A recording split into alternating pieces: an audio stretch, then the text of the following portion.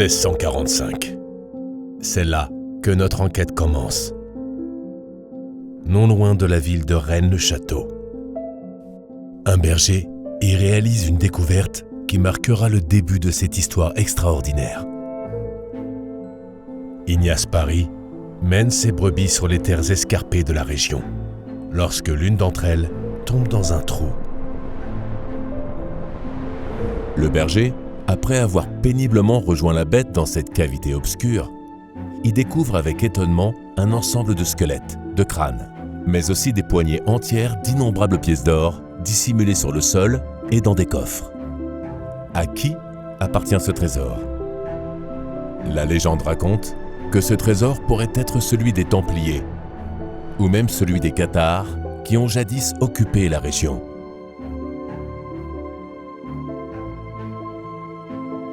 Il va dire qu'il a découvert un trésor. Il est très heureux parce que c'est un paysan, il est pauvre, il n'a pas beaucoup de moyens. Sauf que le seigneur du lieu, qui serait un des seigneurs de la région, va dire « mais tu as pris quelque chose qui est sur mes propriétés, donc ce trésor m'appartient et tu dois me dire où il est ». Et Paris va donc refuser de parler et l'histoire nous dit que ce seigneur aurait été jusqu'à le torturer, mais finalement il va disparaître avec son secret. On sait que c'est l'Aven Paris, mais on n'a jamais pu trouver quoi que ce soit dedans. Et Dieu sait que je peux vous garantir qu'il y a eu beaucoup de monde qui a été dans cette Aven. L'histoire ne dit pas exactement ce qu'est devenu notre berger et son trésor. Et il faudra attendre des siècles avant de voir ressurgir cette histoire de trésor. Mais il va, sans le savoir, créer une quête effrénée dans cette région.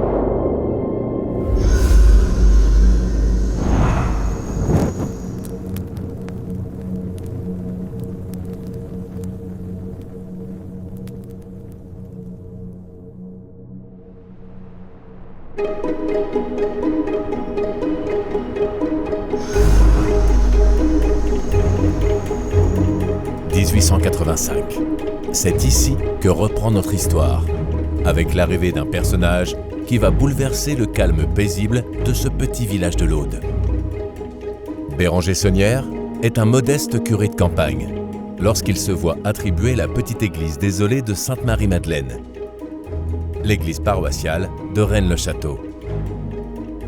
L'abbé connaît des temps et des débuts difficiles dans ce village en ruine. Son faible salaire et l'état de son presbytère l'obligent à loger pendant plusieurs mois chez l'habitant avant de réaliser les premiers travaux de restauration.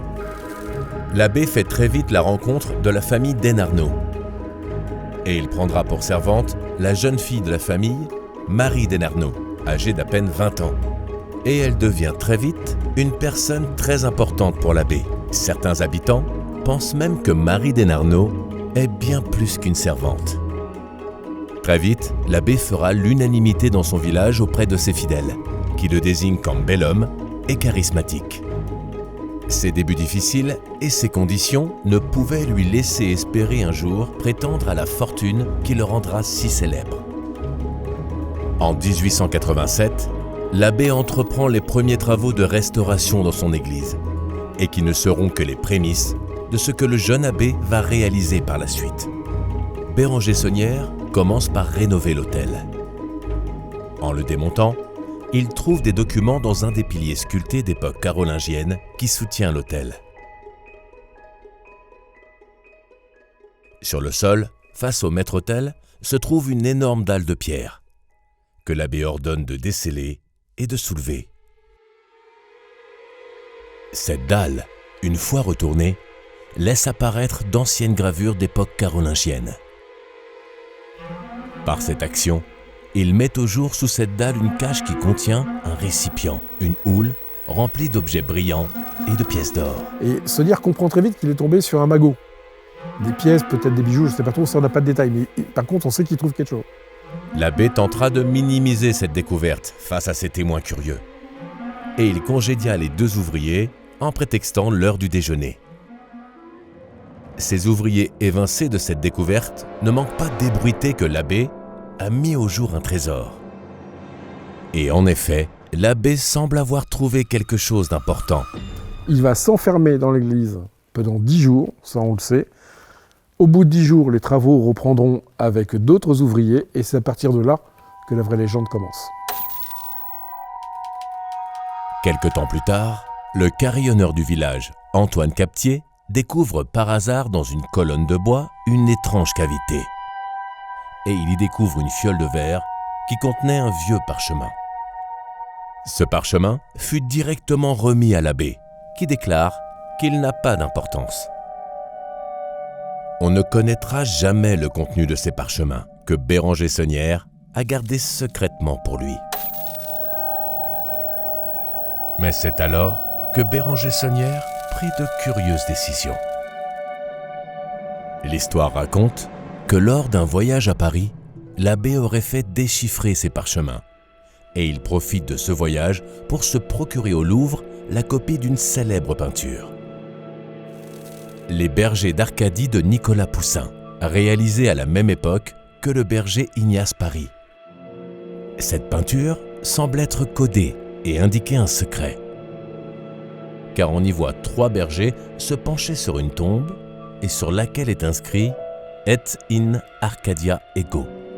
Même en Arcadie, je suis. Je suis. Est-il le trésor? Ou est-ce une référence au berger Paris? Si Béranger Saunière s'est procuré ce tableau, c'est sans doute car on pouvait observer à Arques, proche de Rennes-le-Château, un tombeau et un paysage similaire qui ressemble étrangement au tableau de Nicolas Poussin.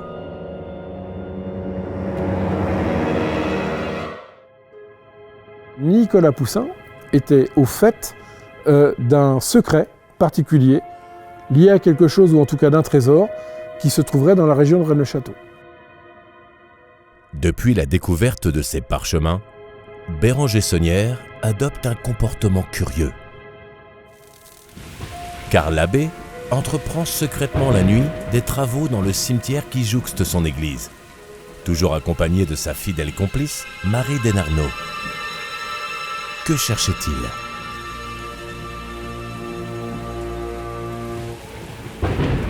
Ce qui est certain, c'est que le train de vie de l'abbé Béranger Saunière change de manière notable. Il affiche soudainement une richesse surprenante, investissant dans des projets très coûteux. Sa propriété connaît des changements importants, en commençant par la construction d'une grande villa bourgeoise, la Villa Betania, où il vit des moments fastueux. L'abbé semble mener une vie de notable. Il se fait livrer d'importantes cargaisons de rhum et des mets fins, organisant de grands repas en compagnie d'invités d'exception. Il fait également construire une tour majestueuse qui deviendra le symbole de sa richesse, la tour Magdala, où il installe son bureau et une bibliothèque luxueuse.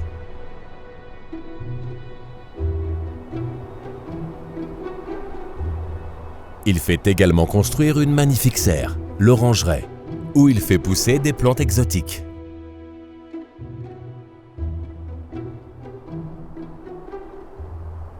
Comment l'abbé a-t-il pu construire tout cela? Avec quels moyens? Ce qui est certain, c'est que l'abbé a laissé dans son église de curieux symboles qui prouvent qu'il a découvert quelque chose, comme cette inscription énigmatique qui vient orner la façade de son église. Terribilis es locus ist. Ce lieu est terrible. Que voulait-il dire par là? Cherchait-il à nous avertir de quelque chose? L'abbé fait également réaliser une statue du diable à l'entrée de son église. C'est le démon Asmodée, gardien du trésor, accompagné de l'inscription « Par ce signe, tu le vaincras ». L'abbé a-t-il voulu signifier qu'il avait vaincu le gardien du trésor? Plus loin, sur une fresque dans l'église, l'abbé s'est fait représenter proche d'un monticule de terre où se trouve un morceau de colonne, qui semble évoquer l'entrée d'un temple en ruine.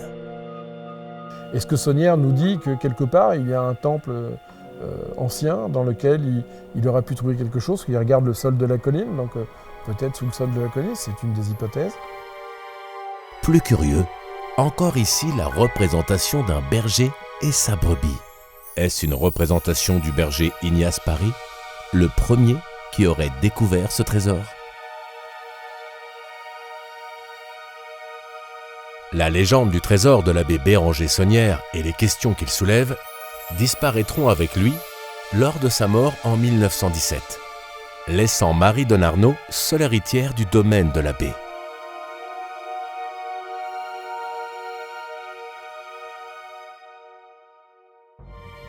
Et il se pourrait bien que Béranger Saunière n'ait pas seulement découvert un trésor constitué de pièces d'or, mais qu'il ait aussi découvert un secret dissimulé pendant des siècles. Le déchiffrement des parchemins de Béranger Saunière dévoile un message énigmatique. À Dagobert II roi et à Sion appartient ce trésor, et il est la mort. Signé PS. Ses initiales renvoient au prieuré de Sion, une société secrète comptant parmi ses membres des figures telles que Léonard de Vinci et Isaac Newton. Le prieuré de Sion trouve ses origines dans une époque lointaine, remontant aux croisades. Cette société secrète aurait pour mission de protéger un secret religieux pouvant ébranler les fondements du dogme chrétien. Ce secret serait que Marie-Madeleine fut l'épouse et enceinte de Jésus, et qu'après sa crucifixion, elle se serait réfugiée dans le sud de la France, emportant avec elle la descendance de Jésus. Il y a un lien entre Jésus et Marie-Madeleine, et que ce lien serait un lien d'amour, de mariage, et que le prieuré de Sion a la nécessité, l'obligation de protéger ce lien qui va se perdurer à travers les siècles jusqu'à notre époque. Cette descendance aurait donné naissance à la lignée des rois mérovingiens. Une toute autre histoire que celle racontée dans les évangiles de la Bible. Si Béranger Saunière a eu connaissance de ce secret, cela peut expliquer les multiples références à Marie-Madeleine dans son domaine, à commencer par le nom de l'église ou la tour Magdala, qui fait référence à l'autre nom de Marie-Madeleine.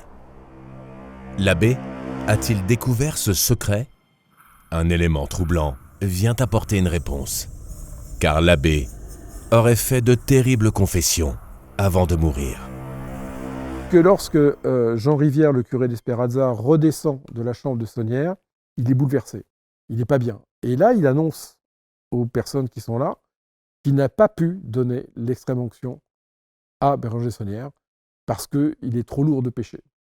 Il y a quand même quelque chose d'assez surprenant dans le fait qu'un prêtre refuse le dernier sacrement à un autre prêtre. L'histoire de l'abbé Béranger Saunière va déchaîner les passions, donnant lieu à une multitude de livres et d'émissions sur ce sujet. Cette histoire sera connue dans le monde entier, dans le best-seller de Dan Brown, le Da Vinci Code. Béranger Saunière serait donc bien sur la piste d'un secret vieux de plus de 1000 ans, et qui a sans doute servi ses intérêts financiers, expliquant les incroyables ressources de l'abbé. Mais une chose semble clocher. Cette histoire pourrait bien être une manipulation montée de toutes pièces. Comment d'une simple histoire de trésor en est-on arrivé à des révélations sur un secret de l'Église, impliquant une société secrète?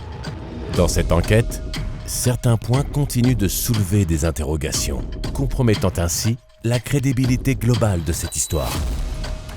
Sur quoi reposent les faits? Et d'où proviennent toutes ces révélations? Reprenons. Après la mort de Béranger Saunière, la légende du trésor tombe dans l'oubli.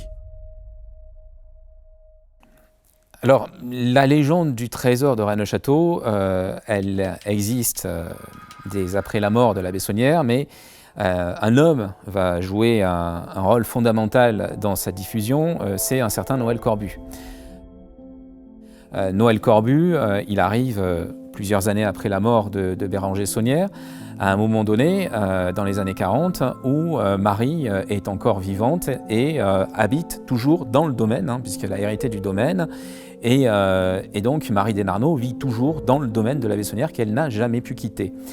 Noël Corbu, c'est un industriel dont les affaires ont un petit peu périclité à ce moment-là. Il s'est retiré dans la haute vallée de l'Aude, plus précisément à Bugarache, Et puis l'instituteur du village, René Guillain, lui conseille d'aller à Rennes-le-Château, où il a été précédemment instituteur. Et René Guillain, d'ailleurs, avait logé chez Marie Desnarnaud dans le domaine de l'abbé, puisqu'il arrivait à Marie Desnarnaud par la suite de louer des chambres de la Villa Béthanie pour arrondir un petit peu les fins de mois difficiles. Puis c'est comme ça qu'ils vont rencontrer Marie Desnarnaud dans le domaine de l'abbé. Ils vont sympathiser et ils vont sympathiser à ce point que très vite en fait Marie Desnarnaud va prendre cette famille en sympathie et va faire de Noël Corbu son légataire universel. Si bien qu'à la mort de Marie Desnarnaud, c'est Noël Corbu qui va hériter de l'ensemble du domaine de l'abbé Saunière. Donc il se retrouve avec ce domaine, il a sa famille qui est là, et il faut faire quelque chose. Et donc il a une idée, il va donc monter un hôtel dans la Villa Béthanie et il va faire un restaurant dans le domaine. Il va profiter des constructions qu'il y a sous le belvédère et il installe un restaurant. Et puis voilà, il attend, sauf que le client ne vient pas. Le client ne vient pas, c'est compliqué parce qu'il faut monter à Rennes-le-Château. La route est difficile, bon elle est un peu mieux que celle de l'époque de Saunière, mais c'est pas la route que l'on connaît maintenant que lorsque l'on y va. Donc il a des difficultés à faire venir les clients. Et il va se dire que cette histoire du trésor de l'abbé, elle a sans doute un potentiel pour attirer des gens sur cette colline aride où personne ne vient. Et il va donc enregistrer des bandes magnétiques racontant l'histoire de l'abbé Saunière et de son trésor. Et ces bandes magnétiques, il va les diffuser aux clients de son restaurant qui, donc, en se rendant à Rennes-le-Château, vont entendre la fabuleuse histoire de l'abbé Saunière. Il faut savoir que Noël Corbu était romancier à 16 heures. Il avait déjà publié un roman policier pendant la Seconde Guerre mondiale. Et donc, il avait l'habitude c'est un conteur. Il avait l'habitude d'enrober un peu les choses. Parmi ses talents, il a le talent de publicitaire, c'est certain. C'est-à-dire qu'il va vendre son hôtel-restaurant à travers l'histoire du trésor. Un jour, parmi ses clients, il y a un journaliste qui s'appelle Albert Salamon, qui travaille pour la Dépêche du Midi. Et évidemment, dans l'oreille d'un journaliste, cette histoire est absolument sensationnelle. Salmon va donc faire un article en 1956 dans la Dépêche du Midi, il va en faire 3 en tout, qui va intituler « Le curé au milliard ». Béranger Saunière, le curé au milliard. Et là, il se met à raconter toute une histoire dans son article, comme quoi Béranger Saunière aurait trouvé le trésor des Visigoths, mais aussi celui de Blanche de Castille, et également des Templiers, pendant qu'on y est. Et c'est comme ça qu'il est devenu très riche, mais pour ça, il faut monter à Rennes-le-Château, où d'ailleurs, vous pourrez vous restaurer au sympathique restaurant de M. Corbu, le restaurant La Tour, et si vous souhaitez, vous pouvez même être hébergé dans la Villa Béthanie. Et voilà, et ça démarre. Et là, on voit affluer, tout est relatif, mais on voit affluer quand même beaucoup plus de visiteurs à Rennes-le-Château qui découvrent Rennes-le-Château. Et finalement, l'affaire de Rennes-le-Château, elle démarre là, en 1956, avec les articles de Salmon. Avant, c'était très local. Noël Corbu, qu'est-ce qu'il a fait, Noël Corbu ? Il a fait du marketing direct. Et il a réussi à faire venir ses clients, tout simplement. Noël Corbu va donc raviver la légende du trésor de Béranger Saunière, avant tout dans un but commercial. Mais ces articles de journaux vont attirer une foule de chercheurs, à commencer par le célèbre chercheur de trésors Robert Charroux, qui va lui aussi aider à populariser le mythe de Béranger Saunière. Parce que quand la Dépêche du Midi fait des articles comme ça sur 3 numéros, évidemment, les autres presses vont commencer à s'intéresser à ça. Ils vont se dire, mais c'est quoi cette histoire de trésor ? Et c'est parti. Donc il reprend le légendaire local, et là, ça y est, c'est la naissance de l'affaire de Rennes-le-Château. Et on est dans cette époque d'après-guerre, où les gens ont besoin de rêver, et il y a différents personnages qui vont commencer à aller voir ça, dont certains comme Robert Charroux, le fameux président des chercheurs de trésors, et c'est parti, et on y va. Donc il ne s'agit, n'est-ce pas Charroux, ni d'un trésor de légende, ni d'une histoire sujette à caution. Non, non, pas du tout, c'est un trésor absolument authentique. D'ailleurs, si nous sommes aujourd'hui à Rennes-le-Château, et si nous avons M. Noël Corbu devant nous actuellement, c'est que l'histoire est sérieuse. Tellement sérieuse que M. Noël Corbu a avancé le chiffre de 120 tonnes d'or comme valeur du trésor. Mais pourquoi 120 tonnes d'or, M. Corbu ? 120 tonnes d'or pour la simple raison que l'on parle dans les listes de trésors de 18 500 000 pièces d'or en nombre. Ce n'est pas un chiffre que j'ai inventé. Quand Noël Corbu raconte cette histoire, en réalité, il utilise le folklore local. La citation de Labouisse Rochefort, 1832, qui raconte le trésor de la Reine Blanche au château de Blanchefort, 19 millions de louis d'or. Et il relate une légende très ancrée dans le coin qui explique que donc, sous ce pic de Blanchefort se trouvent des grottes et que dans ces grottes, d'après les paysans, eh bien, le diable garderait un immense trésor composé de 18,5 millions. Donc le chiffre, il vient de là en fait. Alors Robert Charroux va être un autre amplificateur de cette histoire, puisque lui, il est président du Club international des chercheurs de trésors. Il va venir avec son équipe à Rennes-le-Château. Il va faire des sondages avec ce qu'on appelle des poêles à frire, des détecteurs de métaux dans le village. Il n'en fallait pas plus pour que notre ami Charroux prenne son détecteur et pénètre dans l'église de notre cher abbé. Nous approchons près de lui, il se trouve près du bénitier de l'entrée représentant un diable. Vous trouvez quelque chose? Bien oui, mais... Ah, bien naturellement, j'ai quelque chose. Restez là, vous serez gentil. Hein. Robert Charroux, c'est un spécialiste des trésors, hein. Il aime chercher les trésors. Dès qu'il y a une légende de trésor, il va y aller. Et d'ailleurs, Robert Charroux est le premier à citer dans son premier livre, va parler de Rennes-le-Château. Il est un des tout premiers, mais des tout premiers après les articles de 56.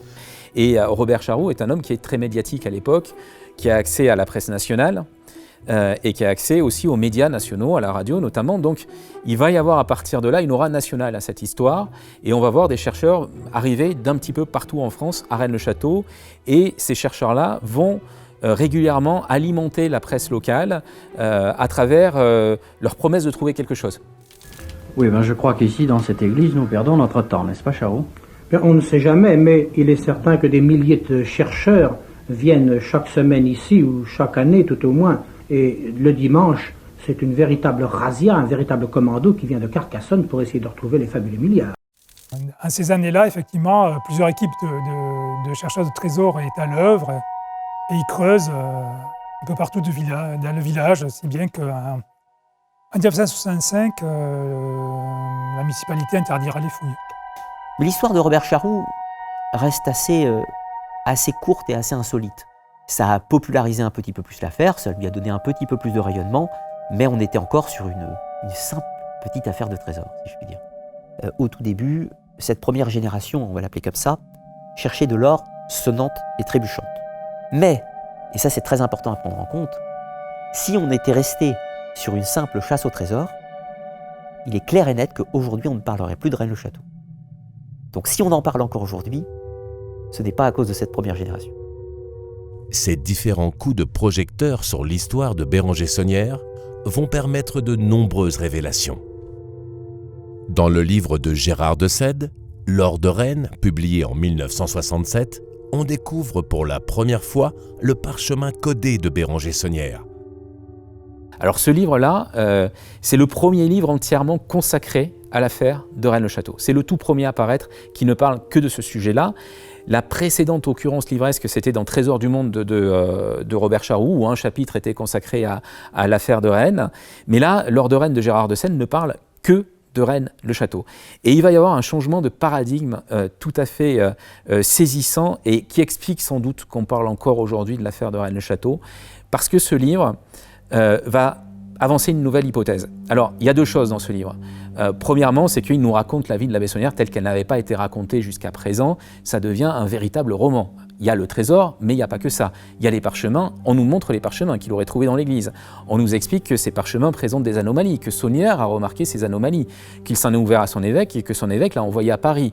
Dans un milieu de curés un peu à la marge qui évolue autour de Saint-Sulpice, spécialisé dans la cryptographie. Donc Saunière aurait amené ses parchemins à Paris, il les aurait fait décoder par ce petit cénacle.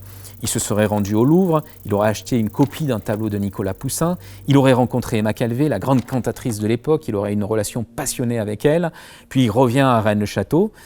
Et de Sède nous explique aussi que Saunière nous a transmis un secret. Parce qu'il reste effectivement, comme c'était supposé jusqu'alors, toute une partie de ce mirifique trésor à trouver. Mais Saunière a donné des indices pour qu'on puisse le trouver. Et ça, c'est une nouveauté, c'est-à-dire que jusque-là, il n'y avait pas ce postulat. Et là, De Sède nous explique, l'église est codée, c'est une carte au trésor. Regardez le chemin de croix, il y a des choses qui ne sont pas normales dans le chemin de croix. Dans cette église, on est accueilli par le diable. Voilà qui n'est déjà pas banal. Et ce diable, nous le retrouvons encore caché, comme dans les rébus chercher le corbeau, dans la tête du mouton qui est sur le confessionnal. Ce chemin de croix est tout à fait particulier, premièrement parce qu'il est dans le sens inverse de tous les autres, et deuxièmement parce que la plupart de ces stations comportent des scènes qu'on ne trouve absolument nulle part dans aucun des récits évangéliques de la Passion. Ça a complètement changé la vie des chercheurs. C'est-à-dire que jusque-là, on creusait un petit peu au petit bonheur la chance. Là, chacun peut raisonner et peut intellectuellement tenter de résoudre l'énigme, ce qui fait que ça la rend accessible à un plus grand nombre. Et à partir de là, il y a de nombreuses publications qui vont embrayer. Et au fur et à mesure de ces publications, ça va se complexifier. À la suite du livre de Gérard de Sède, Lord de Rennes, arrive le livre de Henry Lincoln, L'énigme sacrée, qui nous guidera cette fois sur le prieuré de Sion et la descendance de Jésus. Alors, L'énigme sacrée est un essai qui devient très vite un best-seller, hein. Et c'est là qu'apparaît l'idée que le grand secret de Rennes-le-Château, c'est la preuve documentée que Jésus a eu une descendance avec Marie-Madeleine et que cette descendance a survécu et a donné lieu à une dynastie royale française. L'énigme sacrée, c'est des millions d'exemplaires vendus, beaucoup plus que Lord de Rennes, mais surtout c'est l'internationalisation de l'affaire. Et puis, un homme a l'idée d'en faire un roman, c'est Dan Brown, qui va publier dans les années 2000 Da Vinci Code. Et là, c'est évidemment un best-seller puissance 100, puissance 1000, puisque ce livre-là va être un véritable phénomène de librairie. Et au-delà, j'allais presque dire un phénomène de société. Tout le monde va parler de Da Vinci Code à ce moment-là. Alors, le Da Vinci Code, c'est la dernière bombe. Personnellement, j'ai souvenir un jour d'avoir pris le métro à Paris, et j'étais debout parce qu'il y a un peu de monde, et tous les gens qui étaient assis dans le métro disaient tous le Da Vinci Code. Je crois que de ma vie, je n'ai jamais vu ça. Et la figure de Marie-Madeleine qui intéressait déjà dans le milieu des chercheurs qui s'intéressaient à l'affaire de Rennes-le-Château, va être jetée sur la place publique, et beaucoup de personnes vont découvrir Marie-Madeleine en fait à travers ce roman de Da Vinci Code. Et donc ce livre a été une vraie bombe parce que c'est un roman, sauf que c'est là où je dirais que Dan Brown est un petit peu tordu, c'est qu'en avertissement au début de son livre, il dit que tous les faits rituels et autres qui sont présentés dans ce livre sont vrais et avérés. Alors, c'est un roman qui est un dérivé de l'affaire de Rennes-le-Château. L'auteur a pris le parti de ne pas amener ses personnages à Rennes-le-Château. À aucun moment on ne vient dans le département de l'Aude ni dans le village de la Bessonnière. Mais par contre, les clins d'œil sont multiples. Le roman s'ouvre sur le meurtre du conservateur du Louvre. C'est le début de l'enquête policière qui va donner lieu ensuite à une quête mystérieuse. Eh bien, ce conservateur s'appelle Saunière, comme la Bessonnière. L'inspecteur de police s'appelle Bézufache. Le château du Bézu est un château associé aux Templiers, une ruine qui se trouve juste à côté de Rennes-le-Château.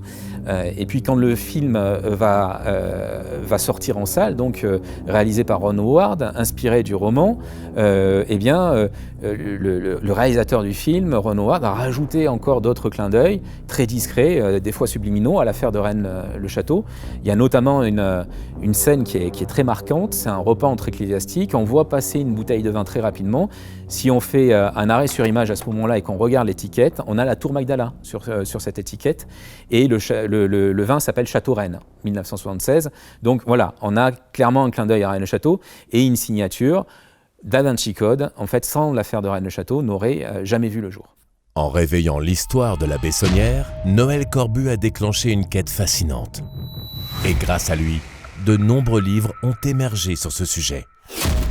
Les mystérieux parchemins et les codes dissimulés de l'Église ont donc mis au jour la vérité, reliant la Bessonnière à cette société secrète du prieuré de Sion.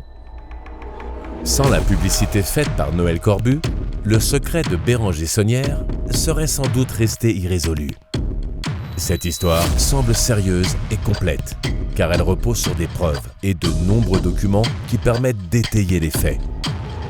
Mais derrière cette façade de preuves et d'indices, se cache un personnage qui a subtilement manipulé et orchestré toute cette histoire dans l'ombre pour donner naissance à toutes ces révélations.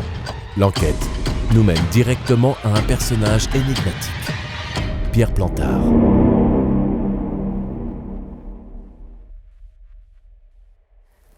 Au moment de la publication de l'Or de Rennes, les chercheurs ont tout d'un coup découvert tout un tas d'éléments dans ce livre.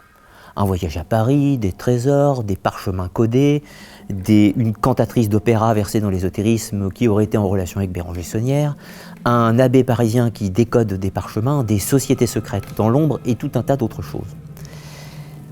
Au tout début, ce livre a été pris comme une source fiable. Puis progressivement, les chercheurs de ce qu'on va appeler l'affaire de Rennes-le-Château ont commencé à s'intéresser aux sources de cet ouvrage. Et en recherchant ces sources, ça les a conduits à la Bibliothèque nationale de France. Et ils ont trouvé tout un tas de documents. Un manuscrit qui s'appelait Madeleine Blanc-Cassalle, un autre qui s'appelle Pierre Gravé du Languedoc, un autre qui s'appelle Serpent Rouge, et encore d'autres. Tout un tas de documents qui semblaient valider les dires de l'Or de Rennes, de Gérard de Sède. Sauf que, on s'est rendu compte qu'en réalité, tous ces documents avaient été déposés à la Bibliothèque nationale de France par un seul et unique personnage, qui s'appelle Pierre Plantard. Toujours ces mêmes chercheurs, poussant l'investigation, ont découvert encore que le livre L'Or de Rennes, qui était écrit par Gérard de Sède, en fait, il y avait d'autres personnages derrière. Le contrat de l'éditeur stipulait que, en fait, Gérard de Sède avait à peu près 30% des droits d'auteur sur le livre, et le reste, dans l'immense majorité, allait à un personnage qui s'appelait Pierre Plantard. Donc, on peut dire clairement, aujourd'hui, que si Pierre Plantard n'a pas écrit L'Or de Rennes, il en est le maître à penser, il en est l'architecte, il est celui qui a fourni la matière première, tous les différents éléments, à Gérard de Sède qui l'a mis en forme. Par la suite, il va y avoir un autre personnage qui va être présent autour de l'Or de Rennes, qui est Philippe de Cherizet. Philippe de Cherizet, c'est un noble français d'origine, mais qui est maintenant belge, et qui est surtout un acteur. Il a fait plusieurs films, il est connu, il a c'est pas un grand acteur, mais il est quand même reconnu dans le monde, dans le métier du cinéma, et il intervient régulièrement dans des films. Et il est ami avec Pierre Plantard. Alors il faut dire que Pierre Plantard a une passion pour la noblesse. Et c'est vrai qu'il s'entoure de gens qui sont nobles. Philippe de Cherizet et Gérard de Sède, parce que Gérard de Sède est un vrai noble, il est vicomte. Donc il aime bien s'entourer de gens comme ça. Et Philippe de Cherizet va être très impliqué dans la construction, du livre de Gérard de Sède et de Pierre Plantard. Et il va donc participer à la mise en œuvre de cette légende qui va se monter autour de l'Or de Rennes. Alors l'origine de cette sorte de délire interprétatif, cette surenchère de décodage où tous les objets, tous les monuments, tous les éléments du paysage de Rennes-le-Château et de ses environs sont la proie de décryptage fantaisiste. L'origine de tout ça, il faut introduire à présent donc le personnage de Pierre Plantard, puisque c'est lui qui est le véritable créateur du mythe et qui a plaqué sur cette histoire qui était à la base une simple histoire de trésor, qui a commencé à plaquer une grille de lecture ésotériste sur cette histoire, et donc à instiller l'idée qu'il y aurait des symboles à décrypter, qu'il y aurait des complots, des sociétés secrètes. Plantard va aussi fabriquer des faux. On se pose évidemment la question sur les parchemins. Quand on regarde ces deux parchemins, et notamment le petit parchemin, et c'est dans les lignes sacrées qu'on nous le met en évidence, il y a des lettres qui sont légèrement surélevées par rapport à d'autres. Et ces lettres, quand on les prend, nous donne une phrase qui est écrite « À Dagobert II, roi et à Sion, est ce trésor, et il est la mort ». Et on nous présente un document écrit en latin très ancien, et ces lettres qui relèvent nous montrent une phrase dans un petit français des années 60, 70, 80, quoi. Donc c'est là où on voit que déjà il y a une mystification. la logique aurait voulu que cette phrase qui soit trouvée soit en latin, par exemple. Donc déjà, si les gens avaient réfléchi, ils auraient pu se rendre compte qu'il y avait quelque chose d'un peu particulier. Mais il y a aussi les pierres gravées. C'est-à-dire qu'il va fournir des éléments en disant ça c'est une gravure d'une pierre tombale qui se trouvait autrefois dans le cimetière de Rennes-le-Château, associée à la tombe de la marquise de Blanchefort. Donc on a des documents comme ça qui vont passer de livre en livre et qui à la base ont été fabriqués par Pierre Plantard. Donc c'est sa méthodologie en fait. Et puis il fournit aussi à Gérard de Sède un certain nombre d'éléments de langage, de choses qu'il faut dire, d'une certaine façon, d'expressions qu'il faut employer.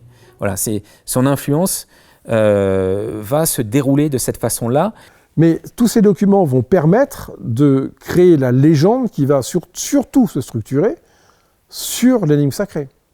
Mais en effet, c'est Plantard qui les fait, sous des pseudonymes. Maintenant, ce qui est fort dommage à mon goût, c'est que le nombre de livres qui ont pu être écrits en ne s'appuyant que sur ces documents, et même il y en a encore maintenant qui écrivent, et pourtant on sait que ce sont des faux.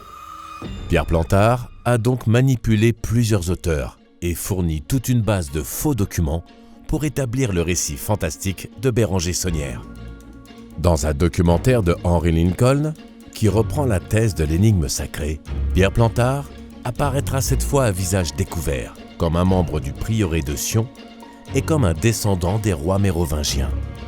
Monsieur Plantard, is there still a secret at Rennes-le-Château? Et le secret n'est pas seulement à Rennes-le-Château. Il est aussi autour de Rennes. Will the treasure of Rennes-le-Château ever be found?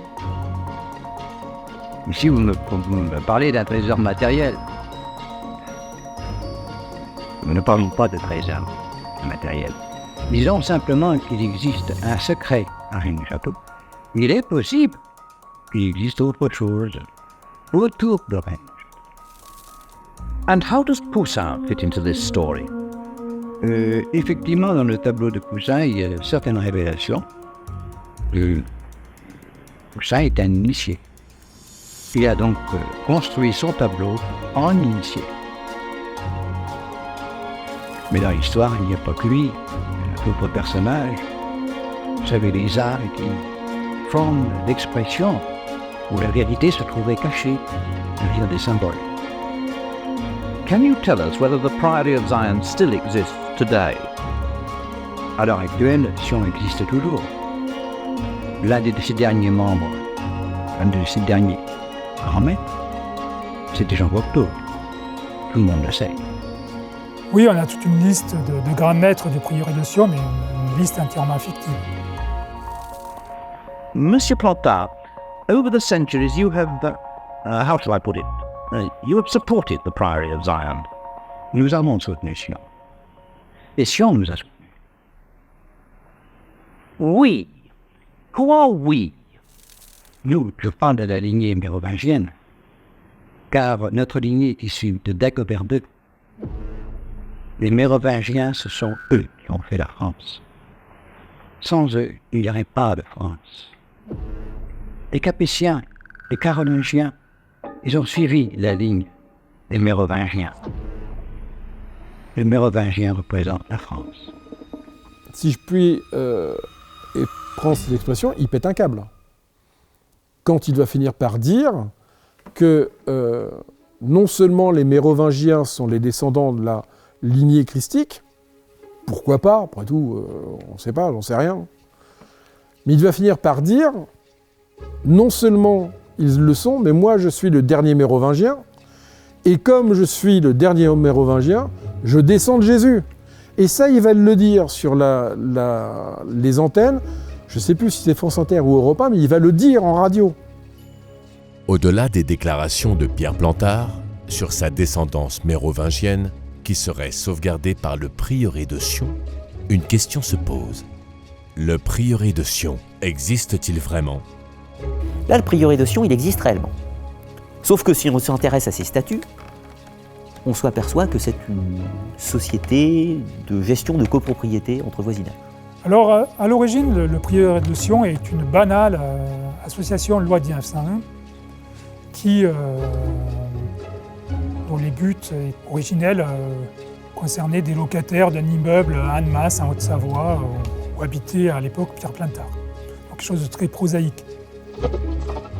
Et tout simplement, ça s'appelle Association du Prieuré de Sion parce que le Mont-Sion est situé entre Annemasse et Annecy et que l'association est chargée de veiller aux intérêts des HLM du quartier de Sion.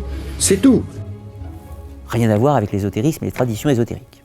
Le prieuré de Sion est donc une invention de Pierre Plantard, tout comme les documents qui ont créé de véritables rebondissements dans l'histoire du curé au milliard. D'où a-t-il tiré son aspiration pour orchestrer cette fabuleuse histoire? Et surtout, qui est réellement Pierre Plantard? Pierre Plantard n'est pas un historien, ce n'est pas un chercheur de l'affaire Noël du Château, c'est un occultiste. Quoi qu'on veuille en dire, c'est un érudit. C'est un homme qui a une connaissance assez extraordinaire, mais qui a un passé de jeunesse un peu particulier. C'est quelqu'un donc, qui est né en 1920, dont on sait que très vite il a été versé dans les choses de l'invisible, de l'ésotérisme. Il a subi, étant jeune, l'influence assez néfaste d'une voyante quelque peu illuminée, célèbre à son temps dans les années 30 et 40. Il a connu Geneviève Zaepfel, donc Geneviève Zaepfel qui était une médium qui habitait en forêt de Brocéliande au manoir du Tertre. C'était une médium réputée, versée dans l'occultisme, versée dans l'ésotérisme et ayant une certaine aspiration pour un christianisme transcendant ou un christianisme mystique, peut-on dire. Tout un tas d'éléments qu'on va retrouver chez Pierre Plantard. Pourquoi? Eh bien tout simplement parce que sa mère était au service de Geneviève Zaepfel et donc de ce fait qu'il a bénéficié de la présence de cette femme et de son enseignement dans une certaine mesure. Dans les années 40, il publie une revue qui s'appelle Vaincre. Cette revue Vaincre est assez singulière. Les textes qu'il va produire à cette époque, dans la revue Vaincre, 6 numéros, il se présente comme pétainiste, comme anti-franc-maçon, voire antisémite, ce qui était l'air du temps, peut-on dire à cette époque. Pierre Plantard a évolué une bonne partie de sa vie dans une mouvance occultiste et chrétienne d'extrême droite. Et il va avoir des positions avant-guerre et peu dans la guerre qui sont vraiment condamnables. À tel point qu'il va même un jour proposer sa candidature à la Gestapo pour aider la Gestapo à résoudre le problème judéo-maçonnique. Néanmoins, après-guerre, il va évoluer, comme tout le monde. Passant d'antisémite, il va épouser Anne Isler, elle-même de confession juive. Il va intégrer la franc-maçonnerie. Avant, il était anti-franc-maçon. Là, il change de bord. Pierre Plantard, on a souvent voulu le limiter à un personnage monolithique qui n'évoluait jamais. En réalité, c'est totalement faux. Pierre Plantard a une vie, et comme tout le monde, il a changé, évolué, en bien ou en mal, ce n'est pas le propos. L'idée étant que son aspiration à créer des sociétés secrètes et à s'intéresser aux énigmes de nature ésotérique est déjà là dans son enfance. En revanche, ses orientations politiques, idéologiques vont évoluer.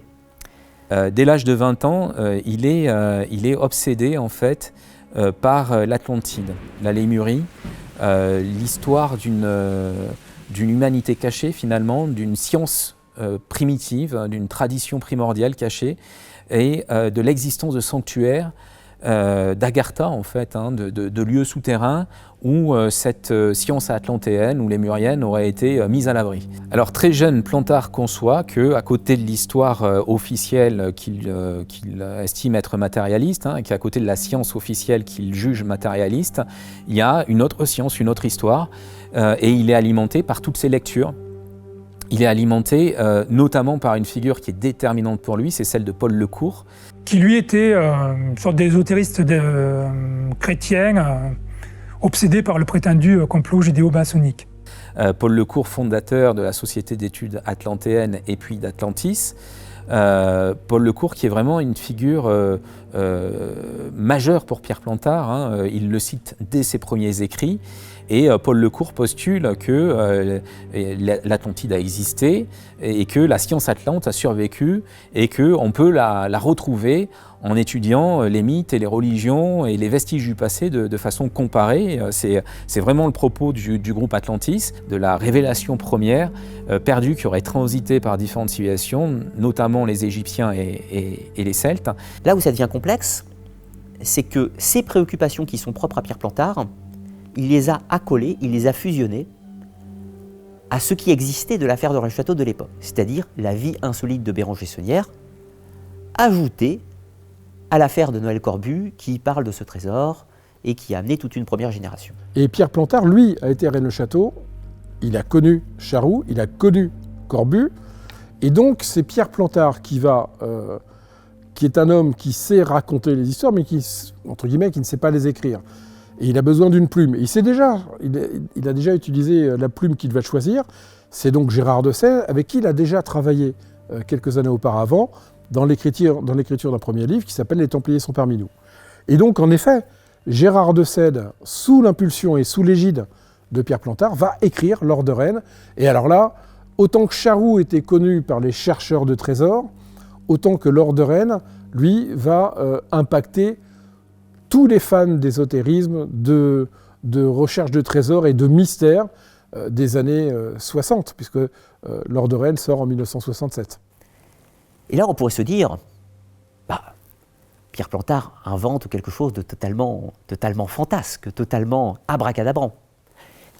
Et c'est abracadabrant, sur un point de vue historique. Mais en réalité, Pierre Plantard, il a fait exactement la même chose que tous les créateurs de rites maçonniques, de rites rosicruciens ou autres.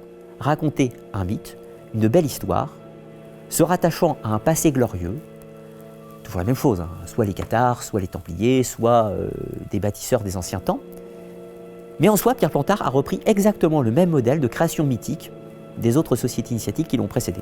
On va le retrouver par exemple derrière un autre livre publié par les éditions Atlas, Rennes-le-Château, capitale secrète, de Deloup et Bretigny, qui par la suite reconnaîtront avoir été instrumentalisés par Pierre Plantard. Alors, ils vont pas lui en tenir rigueur, hein, ils diront avoir participé à leur insu à un jeu métaphysique.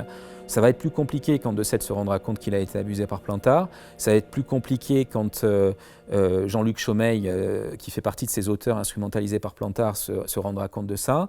Et puis Henry Lincoln et ses co-auteurs, Henry Lincoln, auteur donc de l'énigme sacrée, lui aussi, en fait, a été instrumentalisé par Plantard.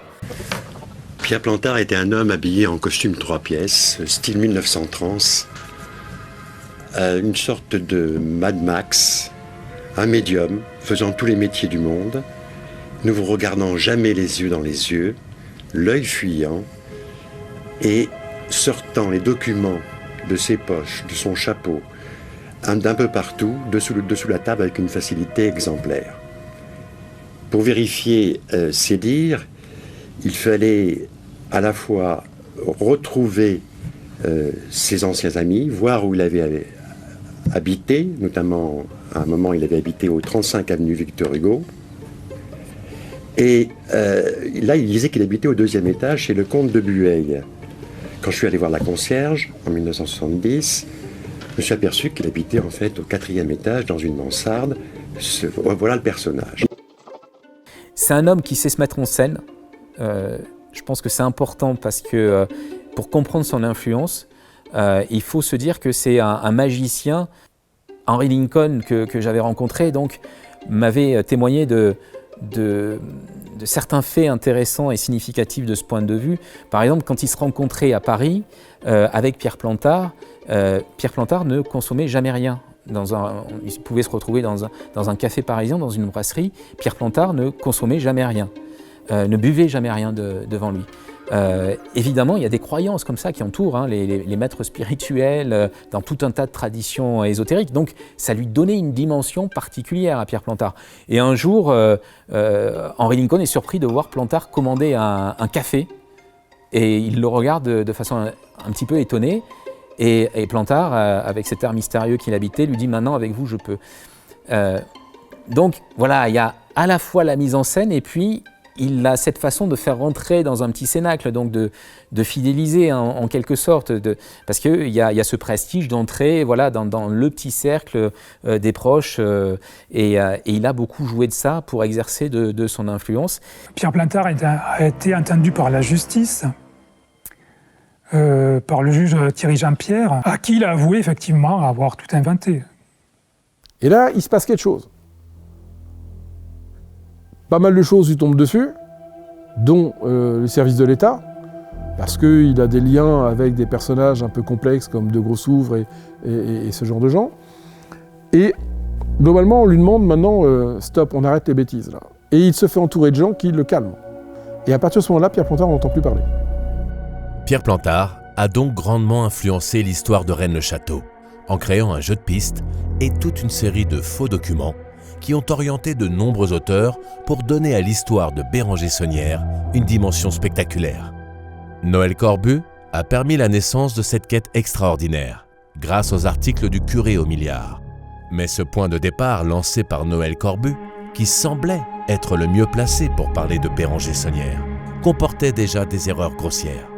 Il y a un élément qui aujourd'hui à rebours est amusant, c'est qu'un portrait va être utilisé, va être regravé donc, pour illustrer cet article, et ce portrait est censé être celui de Béranger-Saunière. Il est présenté comme tel, et pendant des décennies, ça va être le visage du curé au milliard de Rennes-le-Château.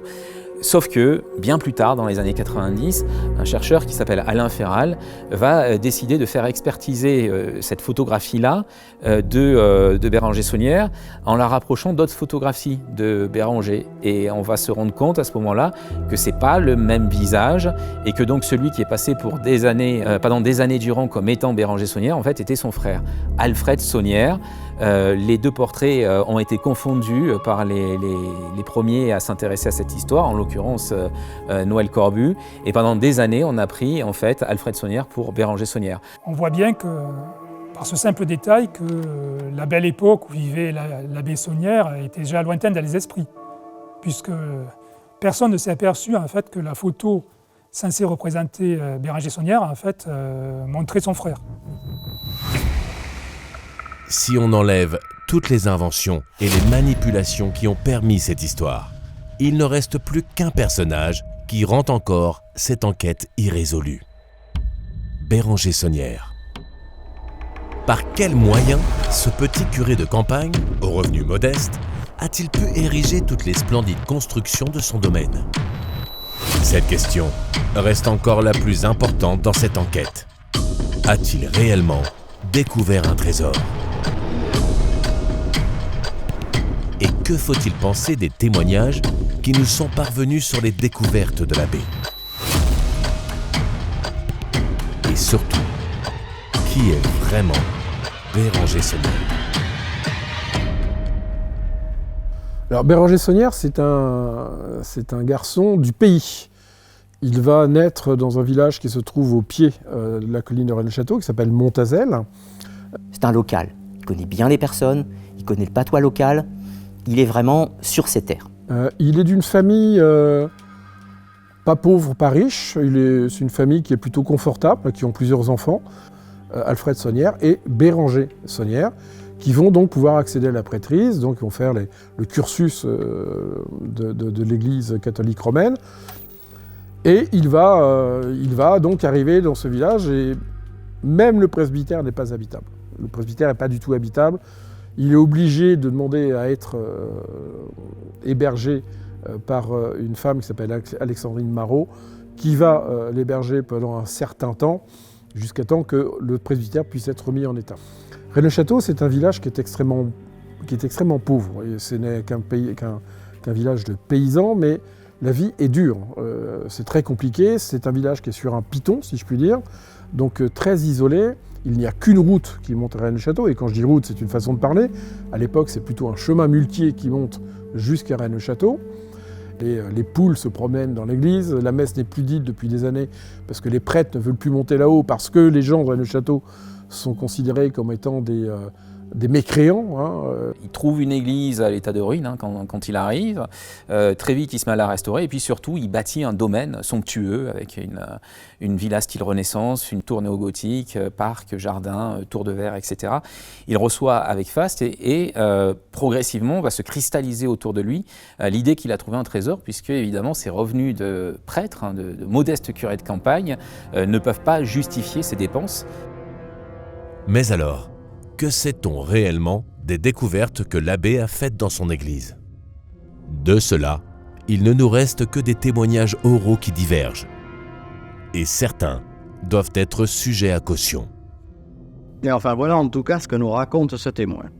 Vous aviez connu l'abbé Béranger Saunière, le curé de Rennes-le-Château. Monsieur. Vous l'avez connu? Oui, mais il est mort. Il est mort, oui, ça aussi.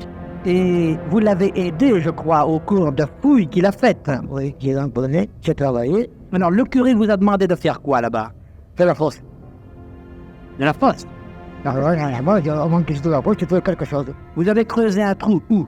Sur le chapeau, l'église, on va se quitter à gauche. On va passer sous l'église. Mais alors, vous avez donc creusé sous l'église et vous avez abouti, à un moment donné, m'avez-vous écrit, à une porte en fer. Oui. C'est vrai, ça? Oui, d'accord. Alors cette porte, qu'est-ce que vous avez fait? Et alors, j'ai commencé. J'ai ouvert une porte, j'avais ceux qui avaient là. Dans ceux qui avaient là, il y avait une serre de matériel ancien temps, n'est-ce pas? Mais vous l'avez ouverte comment, la porte? À un coup de pioche. À coup de pioche? Vous l'avez cassée, en fait? Souvent, j'ai cassé, alors j'ai trouvé ça. Non. Quand vous avez cassé la porte, qu'est-ce que vous avez vu? Il y avait des sables, il y avait des valeurs, il y avait tout dans l'ancien temps, tout. Il y avait des coffres, hein? Oh, des coffres, je ne pas regarder, c'est une chose, Et le curé, qu'est-ce qu'il vous a dit? Il vous a laissé toucher aux objets? Non. Et il vous a payé, je crois, pour que vous ne disiez rien? Oui. Qu'est-ce qu'il vous a donné? Il vous a donné 6 000 francs d'argent pour que vous ne parliez pas. C'est vrai? Mais je parle maintenant. Et vous parlez maintenant? C'était à quelle époque, ça? C'était en 30-35, pas trop. En 30-35? En 35, le chômage. Le curé est mort en 1917. Oui. Comment avez-vous pu l'aider en 1935 puisqu'il est mort en 1917? C'est extrêmement compliqué pour les témoignages oraux, c'est-à-dire que, surtout sur cette affaire-là, dans la mesure où c'est des témoignages oraux qui ont été recueillis par les premiers chercheurs. Nous n'avons aucun texte de l'époque de Saunière qui atteste de la découverte d'un trésor ou de manuscrits spécifiquement. On a juste des témoignages oraux.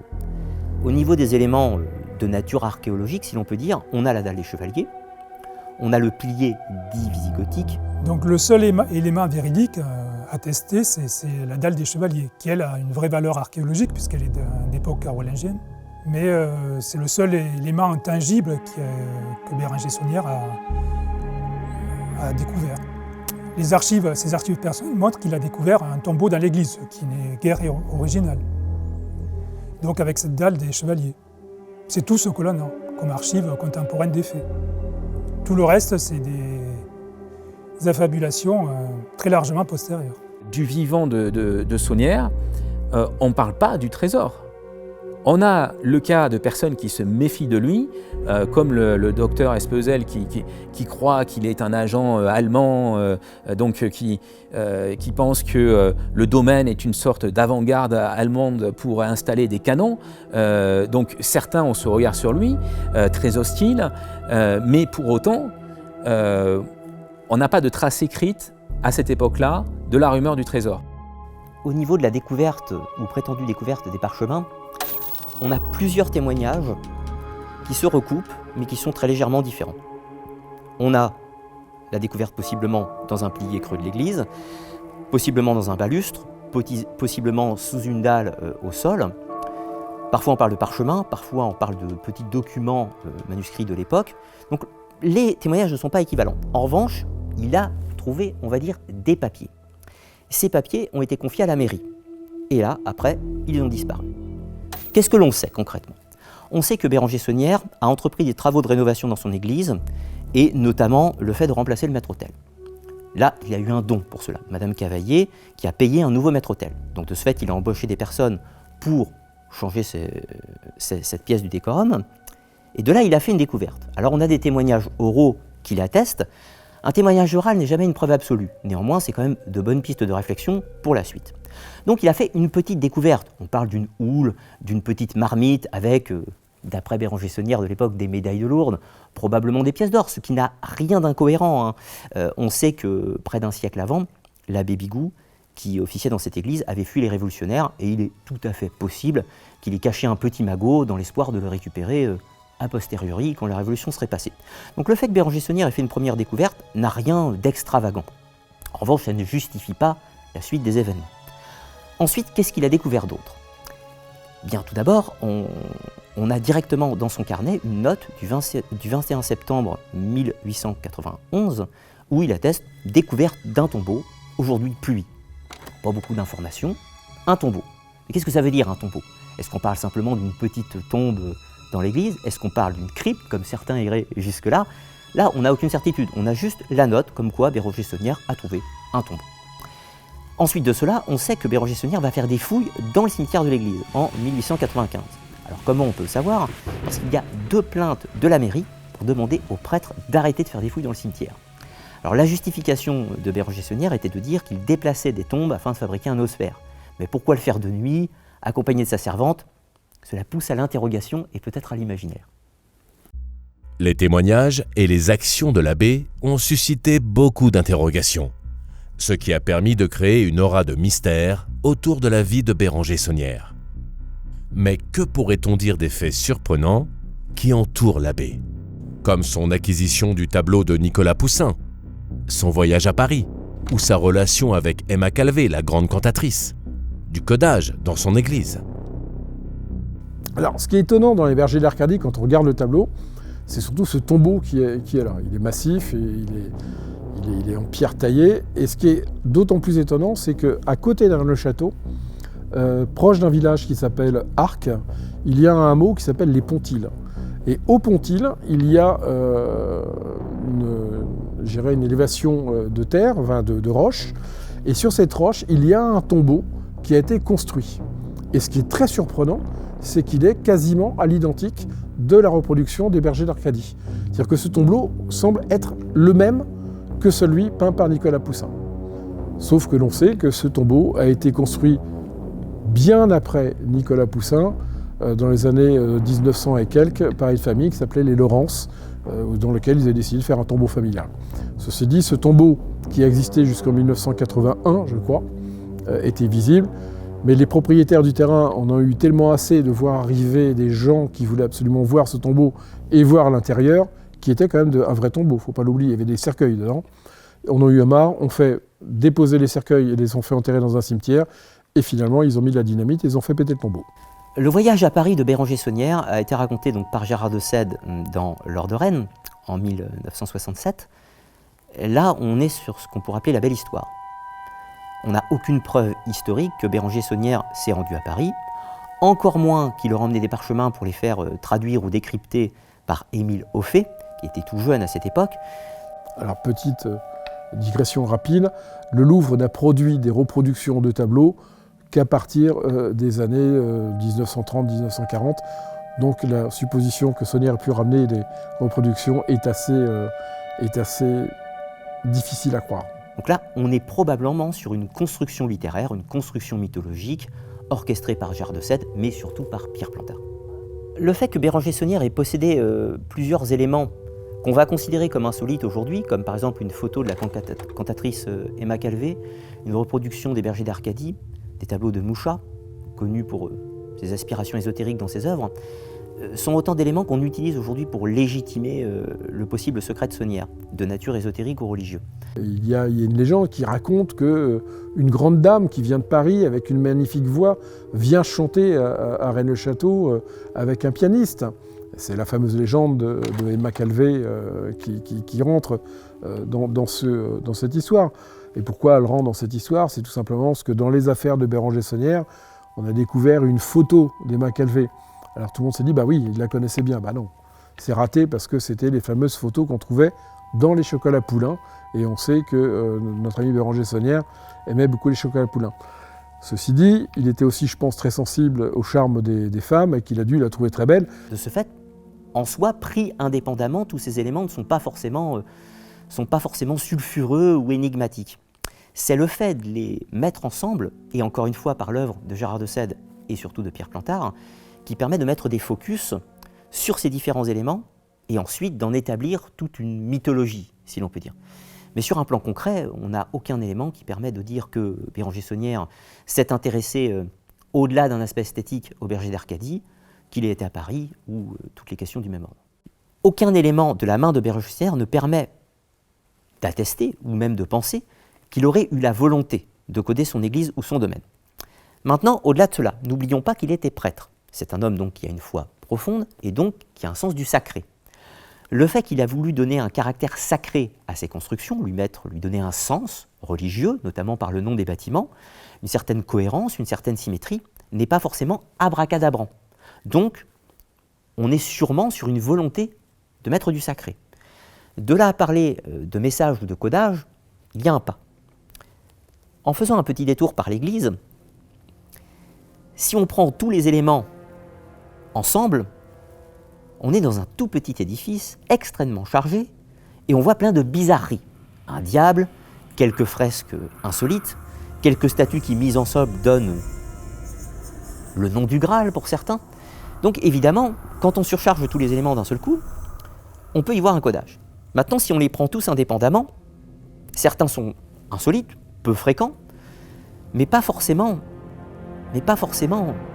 abracadabrants par rapport à la religion chrétienne. Oui, effectivement, la décoration de l'église en soi n'a rien d'extraordinaire.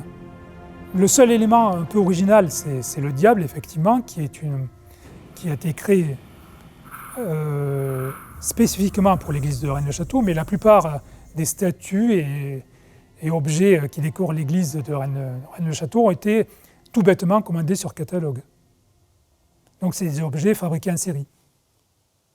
Oui, tout le décorum de l'église vient en grande majorité des ateliers Giscard à Toulouse.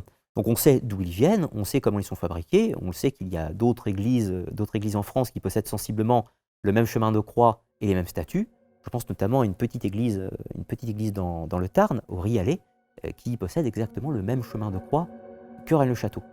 Donc, le problème étant que le chercheur qui arrive à Rennes-le-Château arrive déjà avec l'idée préconçue que le lieu est codé.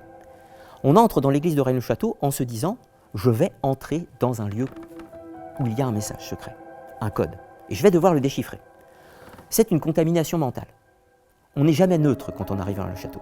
Si quelqu'un arrive à Rennes-le-Château, dans l'église ou dans le domaine, sans avoir lu les livres, il arrive dans un lieu, il va trouver quelques bizarreries, mais il ne va pas forcément y voir un grand message secret ou même un codage. Donc là, on est vraiment sur une construction qui a été faite par Gérard de Sède et surtout par Pierre Plantard pour instiller dans notre tête qu'il y avait un codage. Maintenant, revenons à Béranger Saunière. Vu le comportement du bonhomme, homme qui aimait la vie, un peu égoïste, un peu égocentrique, un peu mégalomane, psychologiquement, l'idée qu'il ait voulu laisser un message à la postérité n'est pas forcément rationnelle par rapport à son comportement. Je ne dis pas que c'est impossible, mais on n'a aucun élément qui atteste que c'était sa volonté.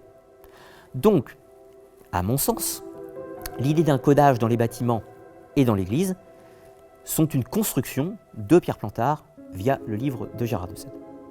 Les témoignages déformés et la surinterprétation de la vie de Béranger Saunière ont donné un caractère mystique à la vie de ce curé de campagne. Mais ces inventions, qui cherchent à légitimer la découverte d'un trésor, n'expliquent en rien les ressources financières de l'abbé et comment il a pu réaliser son domaine.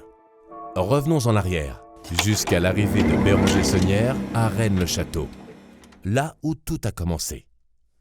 Alors quand Béranger Saunière arrive à Rennes-le-Château, on est donc en 1885, c'est les toutes dernières années du 19e siècle, et c'est un climat qui, à l'échelle de la France, est assez tendu, il faut dire. On parle d'une guerre des deux France. La République a pris le pouvoir, donc on est sous la Troisième République, mais il y a encore des velléités de revanche du côté des catholiques. Et donc on a cette opposition entre deux France, une France républicaine anticléricarde et puis une France catholique réactionnaire qui est dans la nostalgie de la monarchie. Et Saunière, lui, appartient à cette France-là. Ensuite, c'est un prêtre convaincu, royaliste, comme beaucoup à cette époque, Il faut prendre vraiment le contexte. On est juste avant la loi 1905 de séparation de l'Église et de l'État. Donc il y a des débats extrêmement virulents à l'Assemblée, mais donc surtout entre les républicains et les anciens royalistes. Et en plus, non seulement il était un prêtre intégriste, c'est-à-dire que pour lui, il n'y avait que Dieu qui comptait, et un autre personnage, le roi, parce qu'il était monarchiste. Donc pour Saunière, deux choses essentielles, Dieu et le roi. Et la République, il ne voulait pas entendre parler. Ce qu'il faut comprendre, encore une fois, c'est qu'on est dans la zone pyrénéenne, dans l'Aude, dans les contreforts pyrénéens. C'est un endroit où il y a toujours eu des prêtres ayant des pratiques ou des activités très légèrement en marge, on va dire. Donc en soi, Béranger Saunière n'est pas une exception. C'est un homme du cru, un homme du territoire qui a ses convictions religieuses, ça on ne peut pas en douter, mais néanmoins qui prend certaines libertés morales par rapport à ses ambitions personnelles, peut-on dire. Dès son arrivée, en fait, très rapidement, il va être suspendu de ses fonctions de prêtre pour cette raison.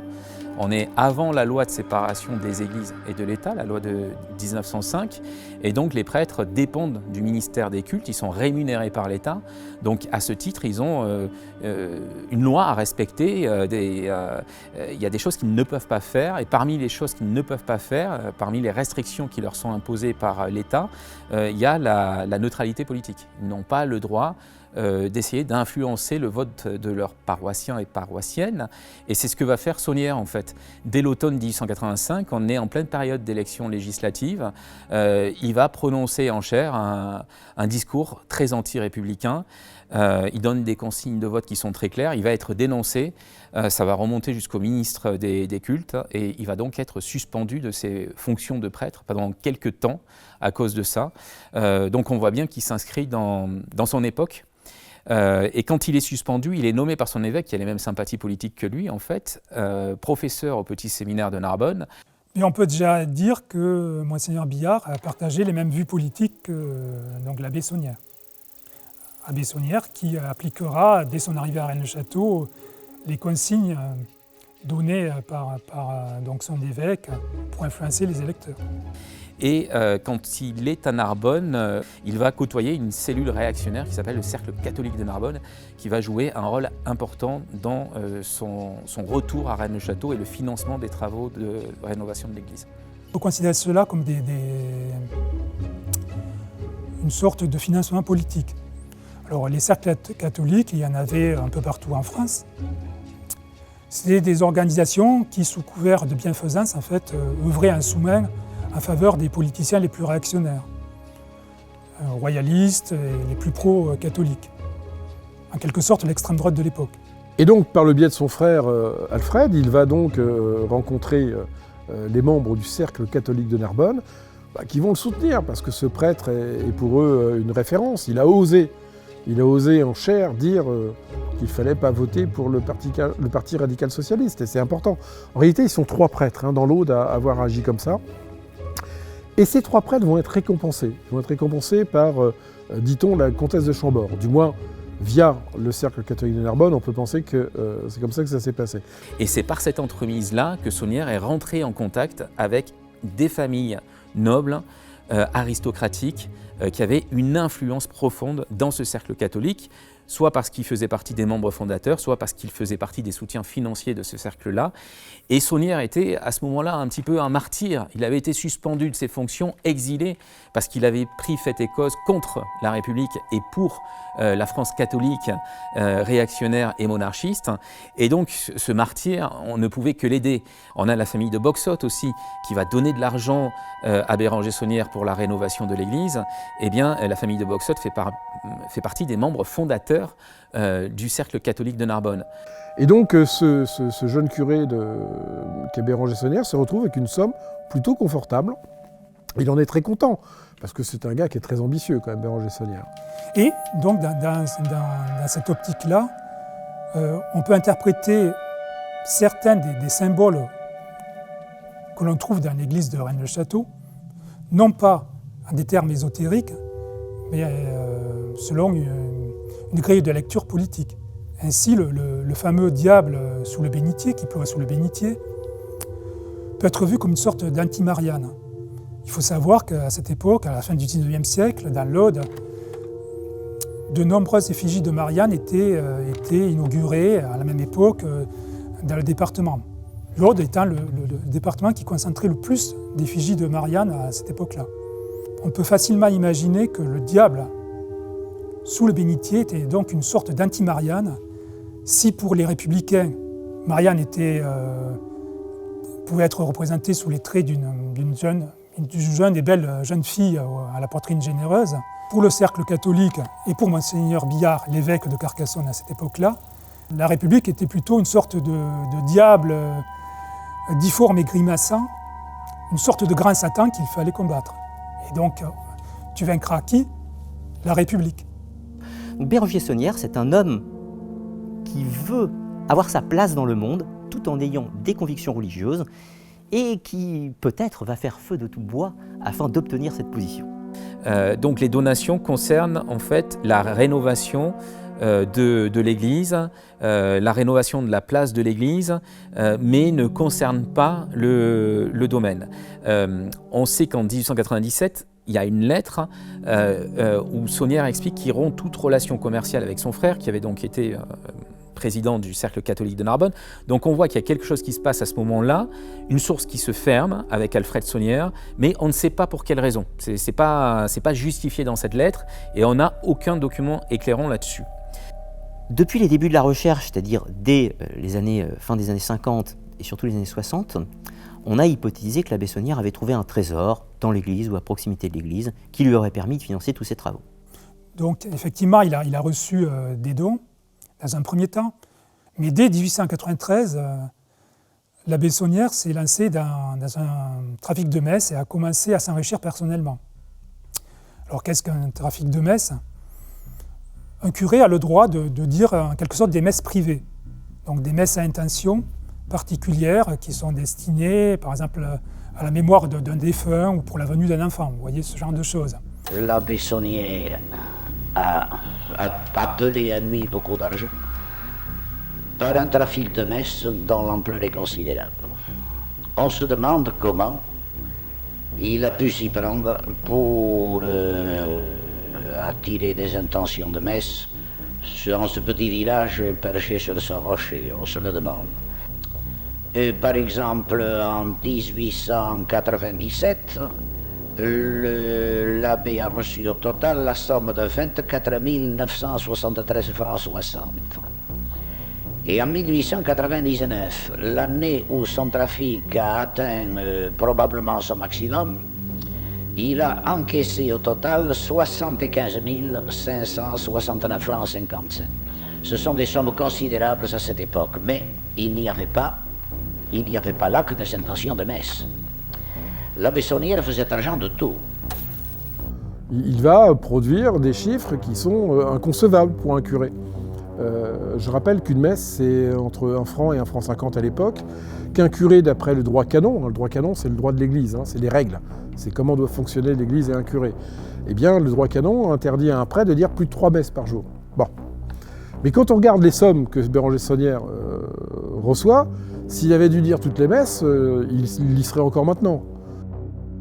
Il va monter tout un système pour collecter le maximum de messes possible. Alors, dans un premier temps, de 1893, année où il se lance réellement dans ce trafic jusqu'en 1899, il collecte des messes en contactant ses amis, les amis, de simples connaissances, ou d'autres prêtres dans les limites du diocèse pour l'essentiel. Mais à partir de 1899, alors que donc les biens paroissiaux sont rénovés et pour l'essentiel payés, non seulement il ne stoppe pas son trafic, mais il étend au maximum, le rationalise et le systématise. Et donc là, on le voit, on peut le suivre en train de démarcher département par département des congrégations religieuses, d'autres prêtres, des croyants particulièrement fervents. Si sa cible ne répond pas, il la relance. Si elle lui répond positivement en lui donnant de l'argent pour dire des messes, il en redemande. Et il recommence ce petit manège, périodiquement, il reprend les départements les uns après les autres. Alors, comment procédait-il exactement? Eh bien, Saunière faisait insérer dans des bulletins catholiques, dans des bulletins paroissiaux, dans la presse catholique, de toute la région, peut-être dans le monde entier, des annonces dans lesquelles il demandait des secours pour reconstruire une église ruinée. Il a ainsi appelé à lui des sommes énormes. Il a laissé des comptes et il existait dans ses papiers personnels que détenait autrefois M. Noël Corbu, le premier hôtelier de Rennes, celui qui a hérité de Marie Denarmont, sa servante. Il existait des fragments de comptes et on peut parfaitement procéder à diverses évaluations. On a pu estimer ses revenus totaux à 220 000 francs or de l'époque. Sur cette somme, plus de 180 000 proviennent de ce trafic de messe. On connaît l'ampleur du dit trafic de messe à cause déjà des demandes de messe qui ont été publiées dans les journaux audois, mais également en France et un peu ailleurs dans le monde. Donc Béranger Saunière ne s'est pas limité à son territoire. On a également les carnets de comptes de Saunière qui nous donnent quelques informations. Donc on recoupe toutes les informations entre elles pour avoir une estimation globale du montant que Saunière aurait pu récolter via ces demandes de messe. On sait aussi qu'il recevait des messes de d'autres prêtres. Parfois, certains prêtres n'étant pas en mesure d'accomplir leur office, peuvent transférer leur demande de messe à un confrère, qui va le faire à leur place. Et donc on voit que parfois Saunière a reçu des messes de d'autres prêtres, et donc les sommes qui allaient avec. Et il menait grande vie. Il consommait, il avait des commandes de spiritueux et de vin qui étaient assez phénoménales. Alors tout le monde disait que, bah oui, il buvait beaucoup, mais non, Béranger Saunière était un malin, c'était un homme d'affaires. Comme il rencontrait beaucoup de gens qui venaient chez lui, que tous les gens appréciaient les mets et les alcools et les vins qu'il servait, on lui disait « Mais monsieur le curé, vous n'auriez pas le moyen d'avoir pour moi ces différentes choses ?» Et bien, qu'est-ce que faisait Saunière? Il faisait une centrale d'achat. Il commandait en quantité du rhum, du vin et autres, et il les revendait aux gens qu'il fréquentait. C'est le côté malin. Par contre, c'est vrai qu'on a des factures qui existent, où il y a des quantités de rhum qui sont assez tonitruantes, et s'il avait dû toutes les boire, je pense qu'il aurait été dans un drôle d'état, bien qu'il soit mort parce qu'il a eu des excès alimentaires. Néanmoins, cela n'est pas la seule source de financement de Saunière. On sait aujourd'hui qu'il a fait du commerce, il a commandé du rhum en quantité qu'il revendait, il a fait du commerce de cartes postales, il avait commandé un photographe et des prises, des clichés dans son domaine qu'il vendait notamment. Et tout un tas d'autres petits commerces, dont Saunière s'est enrichi par plusieurs méthodes.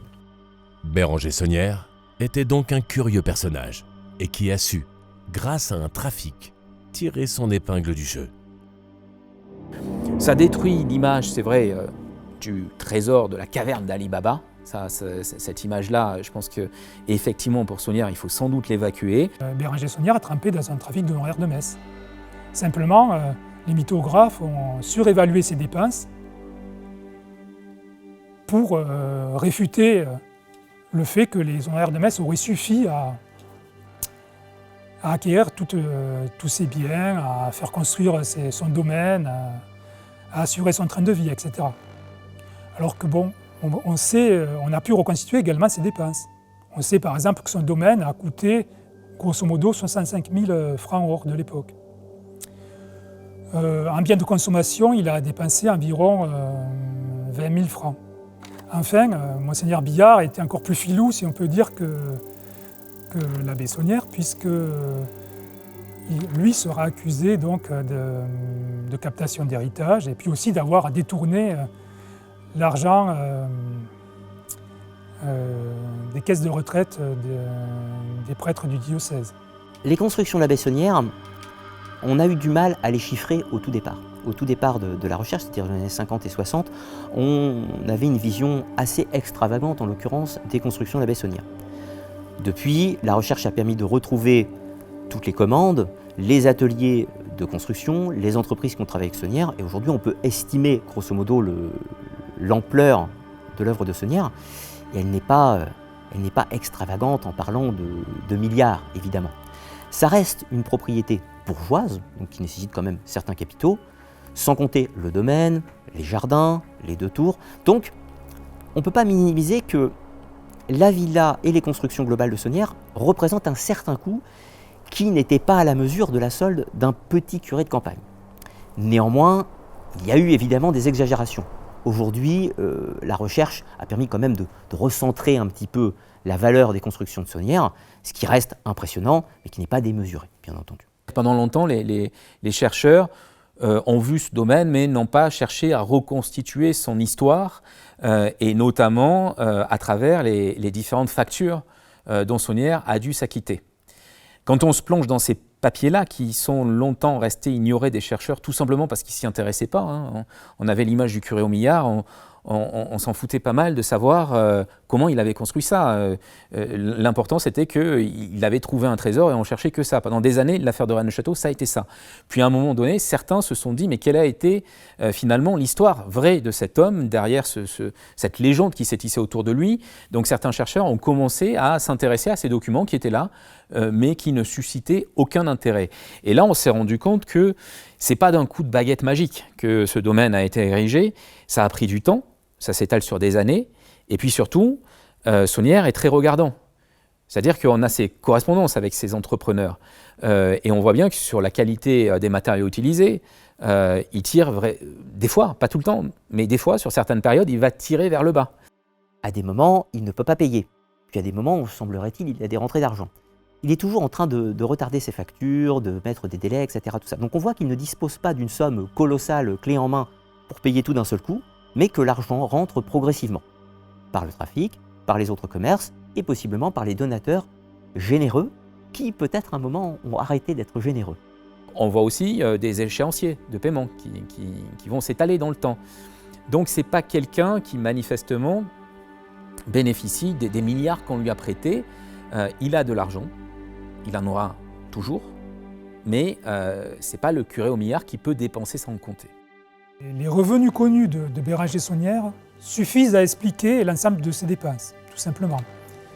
Ce sont les mythographes qui ont exagéré de façon considérable les dépenses de l'abbé Saunières pour faire croire que les revenus connus ne suffisaient pas à couvrir toutes ces dépenses.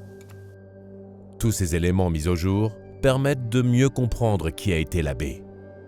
Cette histoire et les constructions qui l'entourent ont pu se développer grâce à une époque qui a favorisé de tels récits, donnant la possibilité à la légende de se développer.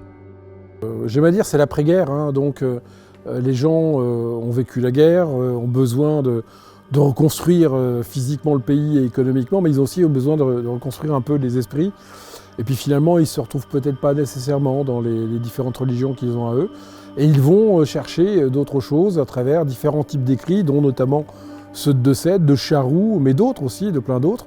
Et c'est là où on voit apparaître des collections livresques particulières, comme la collection Les Aventures Mystérieuses aux éditions J'ai lu, comme la collection Noir et Or de Robert Laffont, où là, il y a une production incroyable de livres sur des tas de mystères. Alors ça va des Templiers, les Templiers par contre eux sont vraiment mis en avant, mais également aussi sur les cathédrales, sur les ovnis qui commencent à apparaître, on voit des tas de choses.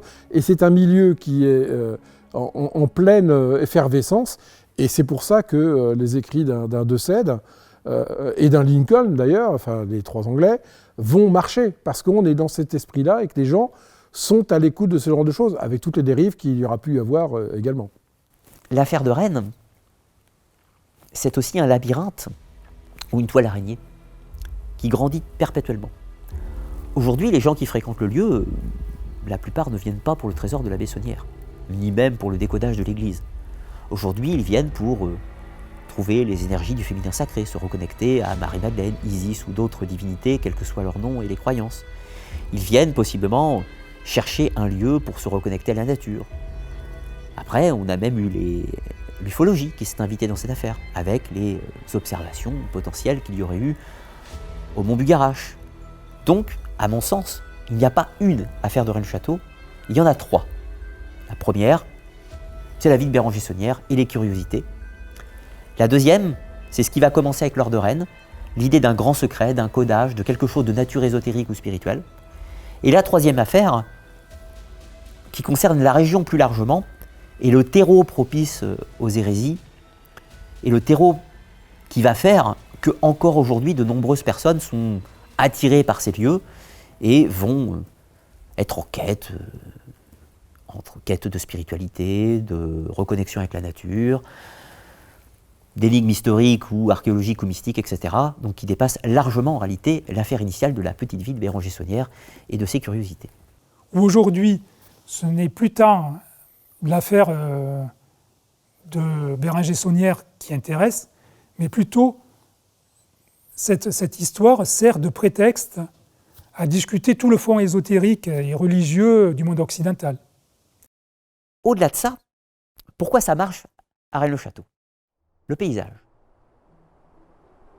On est dans un lieu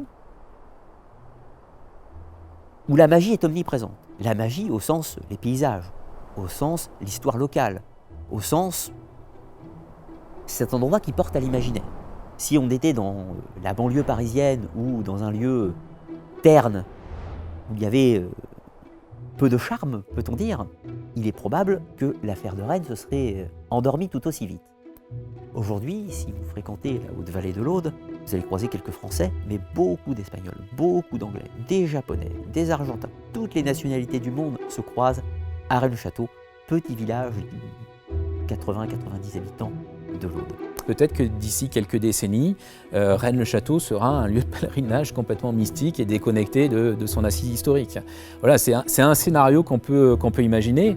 Après, là où malgré tout, j'ai une forme d'espérance, c'est que je vois de nouvelles générations de chercheurs arriver et des nouvelles générations qui sont dans une démarche critique par rapport à cette histoire, qui veulent retrouver des preuves en archives, donc alors c'est devenu très compliqué aujourd'hui, puisque tout ce qu'il y avait sur place a été exploité, donc il y a sans doute des documents dormants, mais qui restent à identifier et à trouver.